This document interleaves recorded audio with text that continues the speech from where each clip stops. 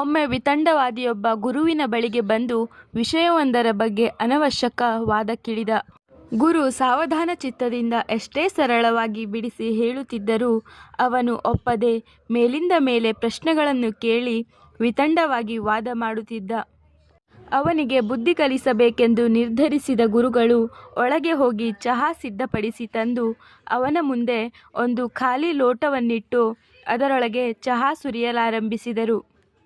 ಲೋಟ ತುಂಬಿ ಚಹಾ ಹೊರಗೆ ಚೆಲ್ಲುತ್ತಿದ್ದರೂ ಗುರುಗಳು ಮಾತ್ರ ಚಹಾವನ್ನು ಲೋಟಕ್ಕೆ ಸುರಿಯುತ್ತಲೇ ಇದ್ದರು. ಗಲಿಬಿಲಿಗೊಂಡ ವಿತಂಡವಾದಿ, ಇದೇನು ಗುರುಗಳೇ, ಲೋಟ ತುಂಬಿದ್ದರೂ ಸುರಿಯುತ್ತಲೇ ಇದ್ದೀರಲ್ಲ ಎಂದು ಪ್ರಶ್ನಿಸಿದ. ಆಗ ಗುರು, ಅದರಲ್ಲೇನು ತಪ್ಪಿದೆ ಎಂದು ಮರುಪ್ರಶ್ನಿಸಿದರು. ಅದಕ್ಕೆ ವಿತಂಡವಾದಿಯು, ತುಂಬಿರುವ ಲೋಟ ಖಾಲಿ ಮಾಡದ ಹೊರತು ಚಹಾ ಹೇಗೆ ಪುನಃ ಲೋಟದೊಳಗೆ ಹೋದೀತು ಎಂದು ಕೇಳಿದ. ಅದಕ್ಕೆ ಗುರು, ನೀನು ಅಷ್ಟೇ ಈ ಚಹಾ ಲೋಟದಂತೆಯೇ ಆಗಿದ್ದೀಯಾ.